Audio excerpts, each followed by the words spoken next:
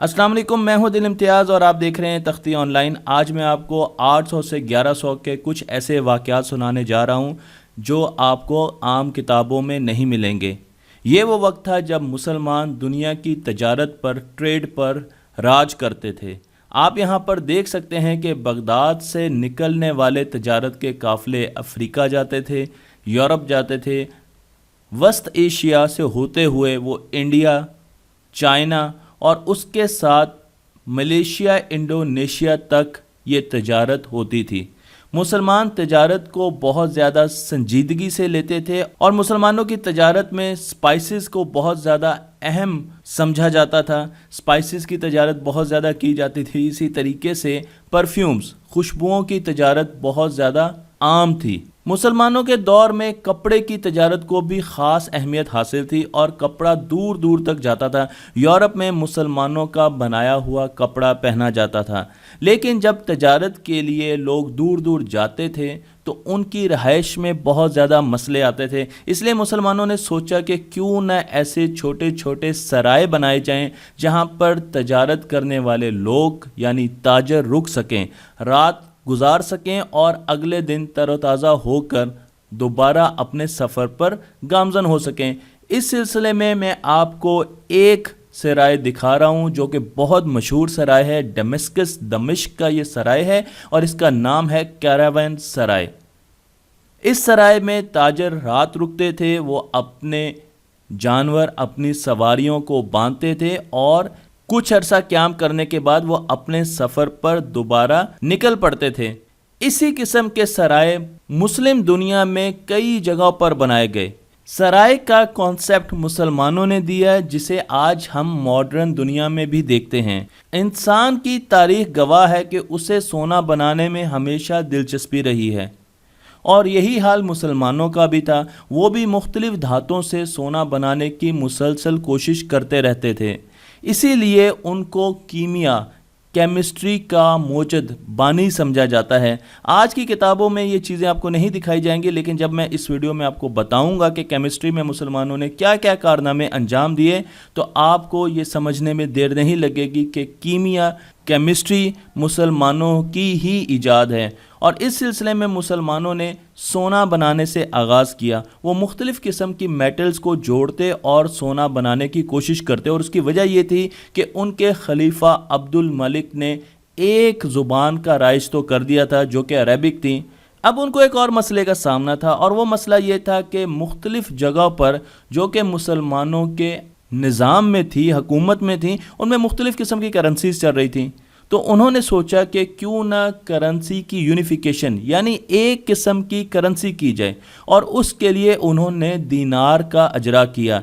ये सोने का एक सिक्का है जो मैंने आपको तस्वीर में दिखाया है, लेकिन सोने का ये सिक्का बनाने के लिए उन्होंने मुसलमान साइंसदानों को दावत दी।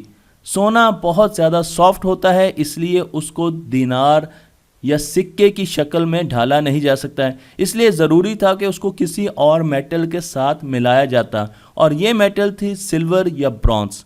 इन दोनों मेटल्स में सोने को मिलाया जाता और पहले सिक्के का इजरा किया गया, जिससे मुसलमानों की हुकूमत को बहुत ज़्यादा तक़वियत मिली। यहाँ से शुरू हुई साइंस की एक नई ब्रांच, जिसे अलकेमी यानी कि मॉडर्न लफ्ज़ों में केमिस्ट्री कहा जाता है, और इसकी शुरुआत सोना बनाने से हुई।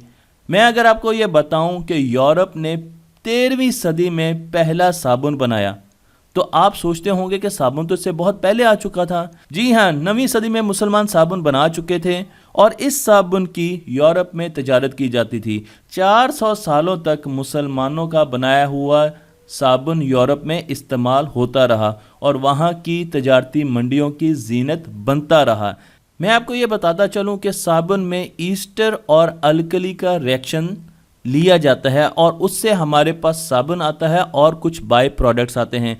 वर्ड अल्कली अरबी ज़ुबान के एक लफ्ज़ काली से बनाया गया है, जिसका मतलब है एशेस, राख, اور یہ راکھ مسلمان جب پودوں کی جڑوں کو پاؤڈر فارم میں لے کے آتے تھے، ان کو کرش کرتے تھے، ان کو پیستے تھے، تو ہمیں یہاں پر راکھ ملتی تھی، اور اس راکھ کو الکلی کے طور پر صابن کے ریئیکشن میں استعمال کیا جاتا تھا۔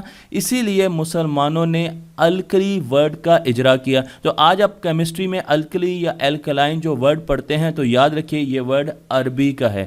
گلاس کی انوینشن تو بہت پہلے ہو چکی تھی، لیکن مسلمانوں نے اس کو جدت بخشی، اس میں کریٹیوٹی لائے، اور انہوں نے گلاس کو مختلف قسم کے رنگ دیے۔ انہوں نے میگنیشیم کے مختلف سالٹس کو استعمال کرتے ہوئے گلاس کو کلر دیا، اور اب ہم کلرفل گلاس بنا سکتے تھے۔ اسی کام کو کرتے ہوئے انہوں نے پہلی انڈسٹریل فرنس بھی بنائی۔ یہ وہ فرنس تھی جس نے ماڈرن انڈسٹریلائزیشن کی بنیاد رکھی۔ یہ فرنس کئی منزلہ بلند تھی، آپ دیکھ سکتے ہیں کہ انسان بہت چھوٹا نظر آ رہا ہے۔ گلاس کو رنگ دینے کے علاوہ مسلمانوں نے کئی نئے رنگ بھی دریافت کیے۔ یہاں پر میں آپ کو وہ رنگ دکھا رہا ہوں جو اس سے پہلے انسان استعمال نہیں کرتے تھے، اور مسلمانوں نے ان کو ڈیولپ کیا لیڈ اور ٹن کا استعمال کرتے ہوئے۔ مسلمانوں کا ذکر ہو اور ان کی ایجاد کی ہوئی خوشبوؤں کا ذکر نہ ہو تو یہ تو ممکن ہی نہیں۔ مسلمانوں نے پرفیومز بنائے، اور ان پرفیومز کو بنانے کے لیے انہوں نے پھولوں کا استعمال کیا، اور ایک کیمیکل پروسیس جسے ہم ڈسٹیلیشن کہتے ہیں، جو آج ہماری ہر کلاس روم میں پڑھایا جاتا ہے، اس کا استعمال کیا، اور اس کا کریڈٹ جاتا ہے ایک بہت بڑے سائنسدان کو جن کا نام ہے جابر ابن حیان۔ انہوں نے 3000 سے زیادہ کتابیں، آرٹیکلز اور ٹریٹیز لکھے۔ ان کی کیمسٹری پر بنائی گئی کتابیں یورپ میں بڑے عرصے تک پڑھائی جاتی رہیں، اور انہوں نے ڈسٹیلیشن پروسیس کا آغاز کیا جس کے ذریعے پرفیوم بنائے جاتے تھے۔ تو یہاں پر ہوتا کیا تھا، تو ہمارے پاس یہاں پر ایک فلاسک ہے جس میں ہم پھول کی پتیاں اور پانی رکھ دیتے تھے، اس کو گرم کیا جاتا تھا، اس سے گیس بنتی تھی، واٹر ویپرز بنتے تھے، اور وہ واٹر ویپرز اس کی نوزل سے دوسرے فلاسک میں آ جاتے تھے۔ یہاں پر اس گیس کو یا واٹر ویپرز کو ٹھنڈا کیا جاتا تھا تو ہمیں پرفیوم کے قطرے ملنا شروع ہو جاتے تھے، اسے ڈسٹیلیشن کہا جاتا ہے۔ اس کے علاوہ جابر بن حیان نے سبلیمیشن کا پروسیس بھی انوینٹ کیا، جس کے ذریعے برف کو ڈائریکٹلی ہم سٹیم یا بھاپ میں تبدیل کر سکتے ہیں۔ فلٹریشن کا پروسیس بھی انہوں نے ہی ایجاد کیا جو آج ہم بہت زیادہ استعمال کرتے ہیں۔ کرسٹلائزیشن کا پروسیس بھی جابر ابن حیان کی مرہون منت ہے، لیکن یہ آپ کو کتابوں میں نہیں ملے گا۔ جابر ابن حیان نے بہت سی نئے کمپاؤنڈز بھی ہمیں دیے، مثلا سلفیورک ایسڈ اور نیٹرک ایسڈ جابر بن حیان کی انوینشنز میں سے کچھ انوینشنز ہیں۔ اسی طریقے سے انہوں نے سٹیل کی مینوفیکچرنگ میں بہت بڑا کردار ادا کیا، اور پہلی مرتبہ سٹیل جابر ابن حیان نے بنایا۔ جابر ابن حیان کا کام یہاں پر ہی نہیں ختم ہوا، بلکہ انہوں نے واٹر پروف کلوتھز بھی بنائے، انہوں نے رنگ برنگے گلاس بھی بنائے جس میں آپ کو بتا چکا ہوں کہ میگنیزیم کے مختلف کمپاؤنڈز استعمال کیے گئے تھے۔ اتنی بڑی انوینشنز کرنے کے باوجود جابر ابن حیان کا نام آج ہمیں کسی کتاب میں نہیں ملتا، لیکن ایک وہ وقت تھا جب یورپ کی ہر یونیورسٹی میں جابر ابن حیان کی کتابیں پڑھائی جاتی تھیں، ان کو ٹرانسلیٹ کیا جاتا تھا، اور کئی 100 سالوں تک ان کی کتابوں کو انسائکلوپیڈیا سمجھا جاتا تھا کیمسٹری کا۔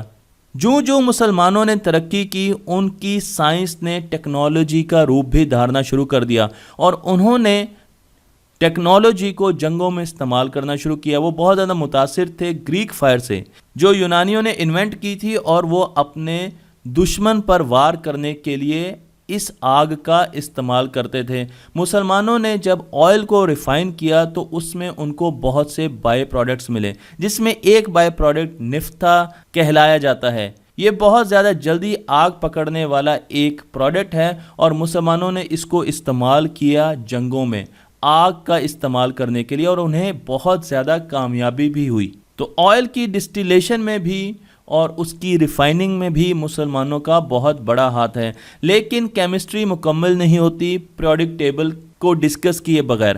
آج ہمیں ہمیشہ یہ بتایا جاتا ہے کہ پیریوڈک ٹیبل کی شروعات ڈوبرائنر کے ٹریڈ سے ہوئی، ڈیمیٹری مینڈلیو کی محنت سے ہوئی، لیکن ہمیں ایک سائنسدان کے بارے میں بالکل نہیں بتایا جاتا جنہوں نے پیریوڈک ٹیبل کی بنیاد رکھی، اور ان کا نام ہے زکریا الرازی 865 میں، اور وہ پہلے سائنسدان تھے جنہوں نے مختلف قسم کے منرلز پر ایکسپیریمنٹ کیے۔ یہ وہ سائنسدان ہیں جنہوں نے پہلی مرتبہ نمکیات یعنی منرلز پر مختلف قسم کے ایکسپیریمنٹ کیے ان کو کلاسیفائی کرنے کے لیے، اور انہوں نے ہمیں بتایا کہ منرلز کو ہم کلاسیفائی کر سکتے ہیں مختلف گروپس میں ان کی کیمیکل پراپرٹیز کو سامنے رکھتے ہوئے۔ الرازی نے اس پر بہت زیادہ کام بھی کیا اور بہت زیادہ کتابیں بھی لکھی۔ ان کی کتابیں بھی یورپ میں پڑھائی جاتی رہیں ٹرانسلیشن کے ساتھ۔ یورپ کے بہت سے معتبر اور سیریس جرنل آج بھی الرازی کو پیریوڈک ٹیبل کا فاؤنڈر سمجھتی ہیں۔ اس کے علاوہ بھی مسلمانوں کی کیمسٹری میں بہت زیادہ انوینشنز ہیں۔ مثلا فلیم ٹیسٹ کو لے لیجئے جو میں نے یہاں پہ ڈسکس نہیں کیا، لیکن جب بھی ہم کسی بھی ایلیمنٹ کو جلاتے ہیں تو اس کی آگ کا رنگ مختلف ہوتا ہے، اور فلیم ٹیسٹ بھی مسلمانوں کی ہی دین ہے۔ اور اس کے علاوہ بھی بہت سی ایسی چیزیں ہیں جو کیمسٹری میں مسلمانوں کی دین ہے، لیکن آپ کو آج کی کتابوں میں مسلمانوں کا یہ کام نظر نہیں آئے گا۔ آپ کو یونانی نظر آئیں گے، اور اس کے بعد آپ کو 14ویں صدی نظر آئے گی۔ تو 600 سے لے کے 1100 صدی کے بیچ میں جو بھی کام ہوا وہ کتابوں کی زینت نہیں بن سکا، جس پر مجھے بہت زیادہ تعجب ہوا۔ تو مجھے امید ہے کہ آپ کو یہ ویڈیو پسند آئی ہوگی اور آپ اپنے آباء و اجداد سے ضرور متاثر ہوئے ہوں گے۔ تو اگر آپ ان سے متاثر ہوئے ہیں تو ان جیسا بننے کی کوشش کیجئے۔ میرے چینل کو لائک کیجئے، شیئر کیجئے اور دوسروں تک پہنچائیے۔